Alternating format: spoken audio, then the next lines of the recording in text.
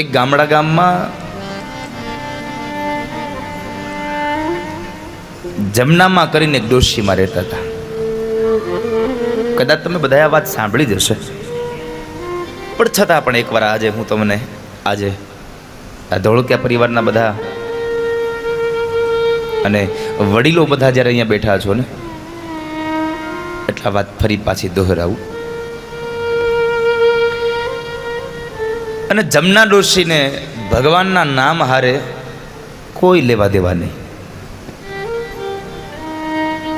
એને તો એના ઘરનું કામ ભલું, 3 ટાઈમ જમવાનું ભલું, અને સૌથી વધારે જો કોઈ એનો જીવ હોય તો એક નાની ત્રાંબાની આવડી કમથી લોટી હતી ને, એ લોટીમાં એનો જીવ. હવે લોટીમાં કોને ખબર કે એના હીરા મોટી તાંકા હોય. એટલે એ ડોશીમાં જ્યારે પણ કંઈ કામ કરે ને તો આખો દિવસ એ લોટીને જાણે ઓલી નાના બાળકની માં કેમ કામ કરતાં કરતાં બાળકનું મોઢું વારંવાર જોવા જાય, એમ ડોશીમાં આમ ઘરમાંથી કચરો કાઢે ને તો અડધા ઘરમાંથી કચરો કાઢીને પાછા જોઈ આવે, લોટી કોક લઈ નથી ગયું ને. એનો જીવ લોટીમાં વારંવાર લોટીને જોયા કરે. એ ડોશીમાના ઘરના બહારના ખૂણા ઉપર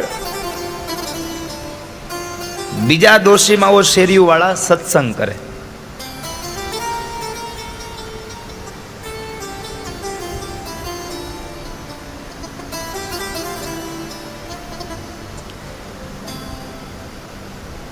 જમના ડોશીને બોલાવે, જમના ડોશી હાલો ને સત્સંગમાં. જમના ડોશી ઘસીને ના પાડે, તમારે સત્સંગ કરવો હોય તો કરો, મારે કાંઈ સત્સંગમાં આવવું નથી. ચોખ્ખી ના પાડી દે. એમાં બરાબર 1, 2, 5 દિવસ થયા ને એમાં બરાબર ગામમાં એક ભાગવત સપ્તાહનું આયોજન થયું, પારાયણનું. અને આપણે એને પારાયણ જ કહેતા. અમારા ગામમાં તો પારાયણ બેઠી છે. અને આપણા ઉપર ભગવાન કેટલો દયાળુ બન્યો છે. તમે પેલા વડીલો તમે બધા તમે વિચાર કરો, તમારા એ તમારા યુવાની કાળમાં આપણને એવું સાંભળવા મળતું કે 2-5 ગાઉ મૂકી અને એક જગ્યાએ કથા બેઠી છે ને આપણે બધા લોકો હાલી ને ગાડામાં ને એમ બધા ત્યાં કથાઓ સાંભળવા જતા હતા. એક અવસ્થા એવી હતી કે કથા ન થતી બહુ. શું કામ એને? ત્યારે પૈસાના આવકના સ્ત્રોત બહુ ઓછા હતા, એટલે કથાઓ નહોતી થતી. એટલે આપણે બાજુના ગામડે આપણને સમાચાર મળતા કે અહીંયા કથા બેઠી છે, આપણે કથા સાંભળવા જતા. પણ અત્યારે ભગવાને કેટલી કૃપા કરી. તમે જુઓ કે માણસને પૈસો આપ્યો, પૈસાની હારે હારે એવી બુદ્ધિ આપીને કે ફરવા જવાનું બંધ કરી અને માણસ હવે કથા બેસાડતો થઈ ગયો. દિવાળીના વેકેશન હોય તો માણસ કથા બેસાડે, ઉનાળાના વેકેશન હોય તો માણસ કથા બેસાડે. એટલે ગામની અંદર પારાયણ બેઠી, એટલે એ પારાયણની અંદર ઓલા જમના ડોશીને બોલાવવા માટે ગામના ડોશીમાં ગયા. જમના ડોશી, હાલો ને ગામમાં આજે પારાયણ છે, પોથીયાત્રા છે, હાલો જાય પોથીયાત્રામાં, બહુ મજા આવશે. જમના ડોશી કહે, તમારે જવું હોય તો જાઓ, મારે આવું નથી. અરે પણ ડોશી બહુ મજા આવશે હો. નહીં, મારે નથી આવું. ઓલા બધા ડોશીમાં ગયા. એને તો પોથીયાત્રા કરી, ભટ્ટ બાપાએ આવીને ભાગવતનો પ્રારંભ કર્યો. ભાગવતના પ્રારંભની અંદર એમણે મહાત્મયનું ગાન કર્યું, બહુ મજા આવી. બધા ડોશીઓ ઘરે આવ્યા, સાંજ થઈ અને વળી પાછા સત્સંગ કરવા આવે ને તો એક ડોશી વળી પાછા એના ઘરે ગયા. જમના ડોશી તમે આજે આવ્યા નહીં, બાકી બહુ મજા આવી હો.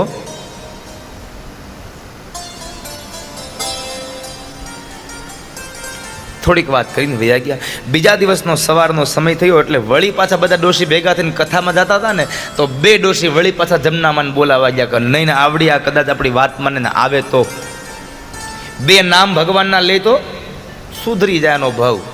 એટલે વળી પાછા બોલાવા ગયા, પણ જમના ડોશી ના પાડી. 1 દિવસ, 2 દિવસ, 3 દિવસ ગયા અને ચોથા દિવસનો સવારનો સમય આવ્યો એટલે વળી પાછા પેલા ડોશીમાં ગયા અને કહે છે, જમના ડોશી આજ તો હાલો ને હાલો, આજ તો ત્યાં નંદ ઉત્સવ છે, હાલો ની બહુ મજા આવશે. જમનામાં એમ થયું લાવીને આ બધું વાહે પડી ગયું છે ને, એક દી જઈ આવું ને એટલે આવડ્યું મારું લોહી પીત્યું બંધ થાય. એટલે એને ભગવાનની કથામાં જવાનું નહીં, આવડ્યું આ લોહી ન પીવે એટલે જવું છે. કે એને કથાને કાંઈ લાગે વળગે નહીં.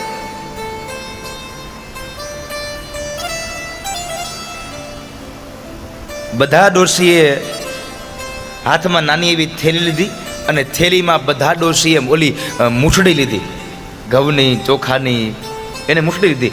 જમના ડોશીએ નાની થેલી લીધી, એને મૂછડી ન લીધી, એમાં ઓલી લોટી લીધી, કારણ કે એનો જીવ લોટીમાં. એટલે જમના ડોશી ગયા હારે, અને નંદ ઉત્સવ હતો એટલે પછી જગ્યા મળે નહીં, એટલે થોડુંક વહેલું જવું પડે. એટલે ભટ્ટ બાપા નહોતા આવ્યા તે પહેલાં ગયા.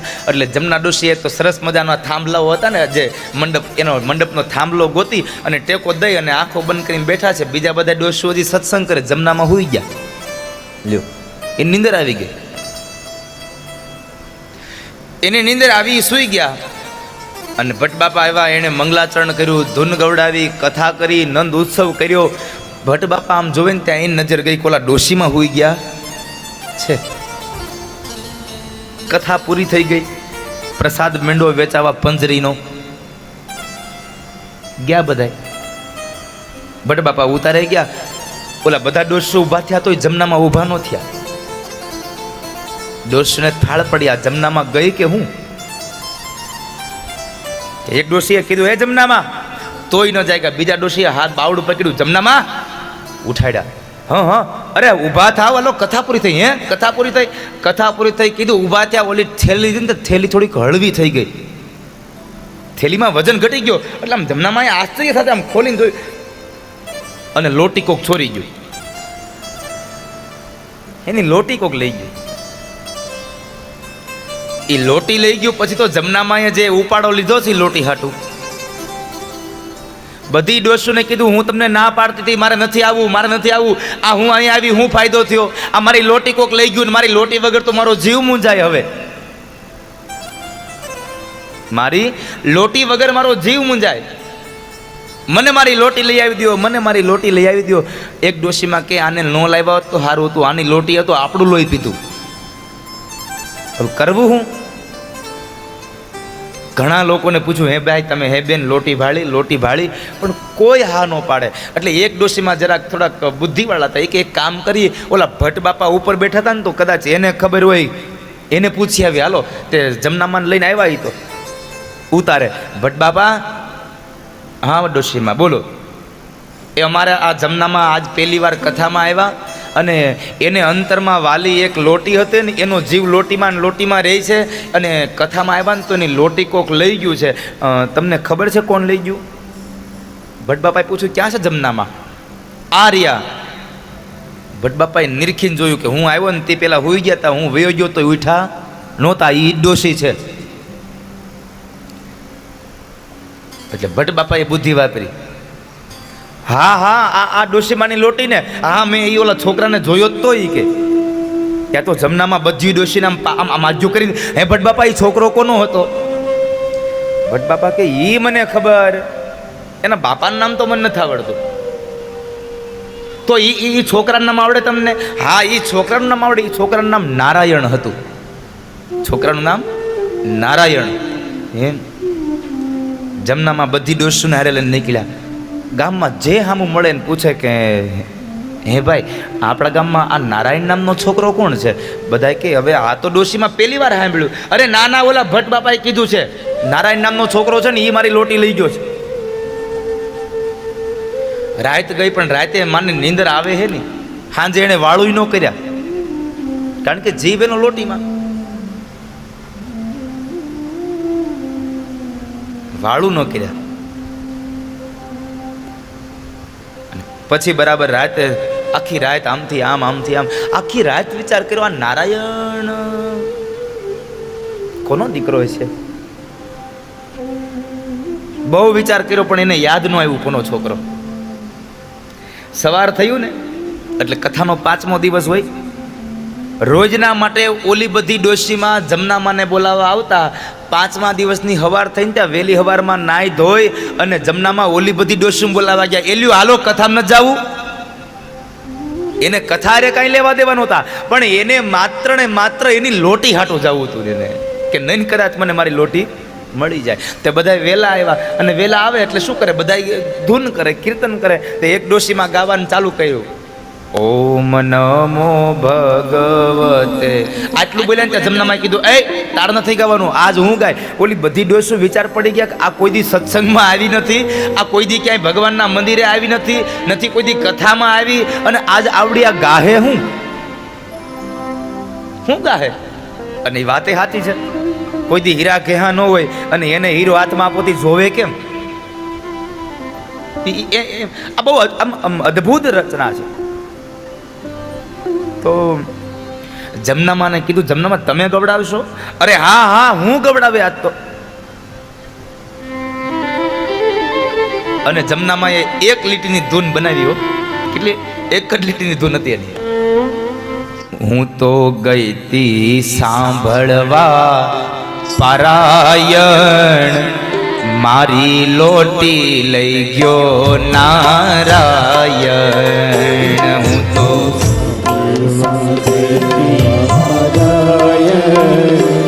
મારી લોટી લઈ ગયો નારાયણ. હું તો ગઈ તી સાંભળવા પારાયણ, મારી લોટી લઈ ગયો નારાયણ. હું તો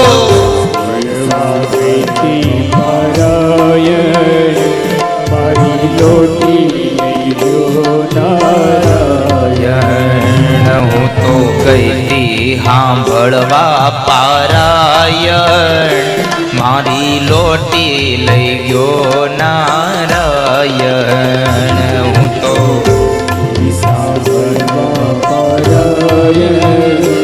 મારી લોટી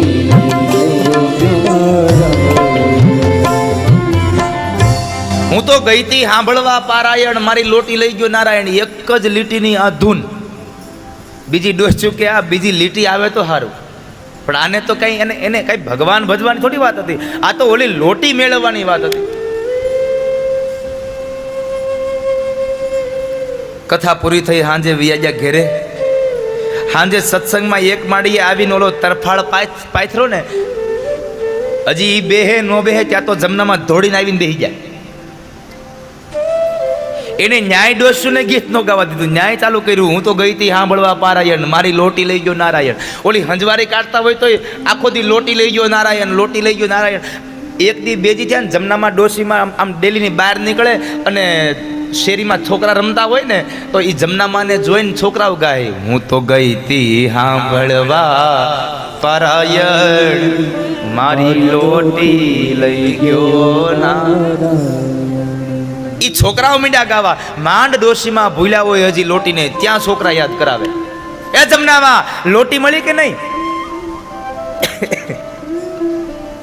જમનામાં કે ના રે ના, પણ તમને નથી ખબર આ કોનો ગગો છે નારાયણ?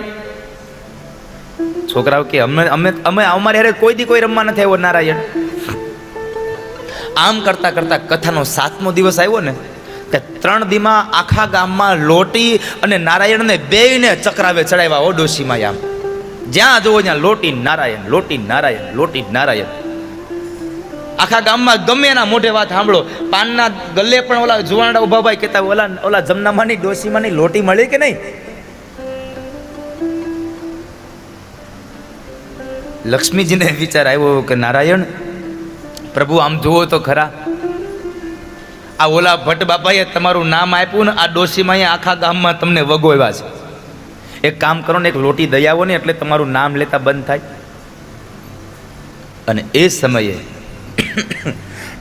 વૈકુંઠમાંથી ભગવાન નાના બાળકનું રૂપ લઈ નારાયણ નામનો છોકરો બની અને ભગવાન નાની એવી લોટી લઈ અને જમનામાને દેવા આવ્યા હતા. જમનામાં કથામાં આવીને બેસી ગયા હતા, એને દેવા આવ્યા હતા. એ જમનામાં, હા છોકરા તમને લોટી મળી કે નહીં? ના રે ના, લોટી વગર તો ખાવાનું નથી ભાવતું, લોટી વગર તો ઊંઘે નથી આવતી. અને તઈ ભગવાને કીધું, લ્યો આ તમારી લોટી, હું તમને લોટી દેવા જ આવ્યો છું.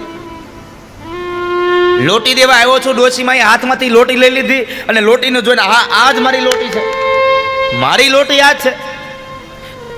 ભગવાન થોડાક બે ડગલાવા પાછા હટી ગયા. ડોશીમાએ પૂછ્યું કે તારું નામ કે આ લોટી તને ક્યાંથી મળી? તારું નામ શું છે? મારું નામ નારાયણ. નારાયણ કીધું અને એ સમયે ડોશીમાં નારાયણનો આમ હાથ પકડવા ગયા ને ભગવાન દોડીને વયા ગયા. ભગવાન દોડીને વયા ગયા. અને પછી સાંજે કથા પૂરી થઈ એટલે છેલ્લો દિવસ હોય એટલે વળી પાછી પોથયાત્રા નીકળે. અને પોથયાત્રા નીકળી અને એક બેને તો ગીત ગાતા હતા, રસિયો રૂપાળો રંગ રેલિયો ઘેરે જાવું ગમતું નથી. આટલું ગાયું તે ડોશીમાં એને બંધ કરાવી દીધું, તું ગામાં હું ગાઉં. હવે આને કોઈ દી ગાયું નહીં, આની પાસે પાછું ઓલા ડોશીમાં વિચાર કરે આ ઈનું ઈનો ગાય તો સારું. એક ડોશીએ પૂછ્યું કે જમનામાં લોટી મળી ગઈ? એ કે હા હાશ કાંઈક બીજું તો ગાહે. તોય ડોશીમાં ચાલુ કર્યું, હું તો ગઈ તી સાંભળવા પારાયણ, મારી લોટી દઈ ગયો નારાયણ. હું તો ગઈ તી સાંભળવા પારાયણ, મારી લોટી નારાયણ. હું તો ગઈ તી સાંભળવા પારાયણ, મારી લોટી દઈ ગયો નારાયણ. સાંભળવા પારાયણ, મારી લોટી દઈ ગયો નારાયણ. પોથીયાત્રા રામજી મંદિરે પૂગી ગઈ. ત્યાં સુધી ડોશીમાં બસ એક જ કડી ગવરાવી, બીજી કડી નો ગવરાવી. મારો કહેવાનો ભાવાર્થ છે કે તમે તમારા સ્વાર્થ થકી પણ જો એનું નામ લ્યો ને તો પણ તમારો સ્વાર્થ પૂરો કરવા નારાયણ આવે આવે ને આવે, એમાં કોઈ સંશય નથી. પણ તમારે નામ લેવું પડે. એમનેમ ખૂણામાં બેઠા રહ્યો તો ન આવે.